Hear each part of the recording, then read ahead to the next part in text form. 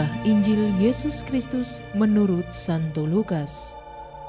Dimuliakanlah Tuhan. Yesus mengatakan suatu perumpamaan kepada mereka untuk menegaskan bahwa mereka harus selalu berdoa dengan tidak jemu-jemu. Katanya, dalam sebuah kota, ada seorang hakim yang tidak takut akan Allah dan tidak menghormati seorang pun. Dan di kota itu, ada seorang janda yang selalu datang kepada hakim itu dan berkata, "Belalah aku terhadap lawanku." Beberapa waktu lamanya hakim itu menolak.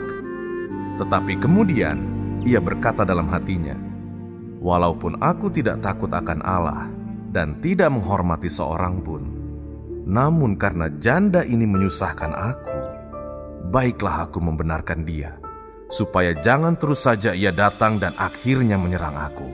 Kata Tuhan, "Camkanlah apa yang dikatakan hakim yang lalim itu.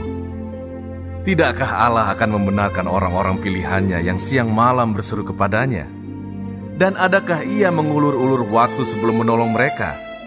Aku berkata kepadamu, ia akan segera membenarkan mereka. Akan tetapi, jika Anak Manusia itu datang, adakah ia mendapati iman di bumi?"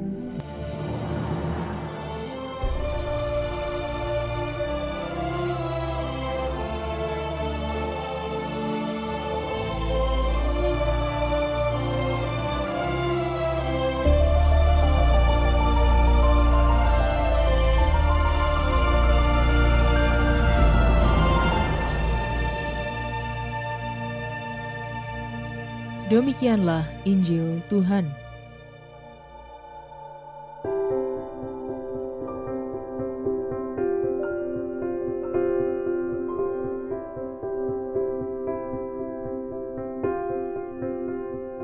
Tanpa jemu-jemu.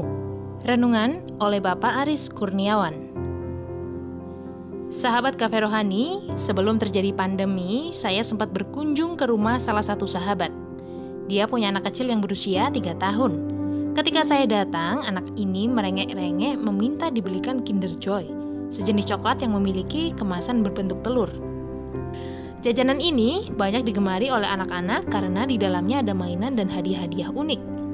Sudah hampir 2 jam si anak ini merengek tapi tidak direspon serius oleh teman saya. Si anak tidak kehilangan akal. Dia mencoba banyak cara supaya segera dibelikan Kinder Joy oleh sang ayah. Setelah sekian jam, sang ayah akhirnya luluh dan membelikan Kinder Joy sang anak. Sahabat Cafe Rohani, dalam bacaan Injil hari ini, kita menemukan kisah tentang usaha seorang janda yang tak jemu-jemu mendatangi seorang hakim supaya ia membela haknya terhadap lawannya.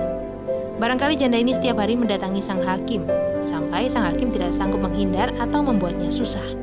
Akhirnya, sang hakim luluh dan menuruti permohonan janda tadi. Para murid diminta memikirkan apa yang hakim tadi katakan. Kalau hakim seperti itu saja akhirnya mendengarkan permohonan yang terus-menerus disampaikan, apalagi yang Maha Kuasa. Perumpamaan ini dimaksudkan Yesus untuk menunjukkan kemurahan hati Allah.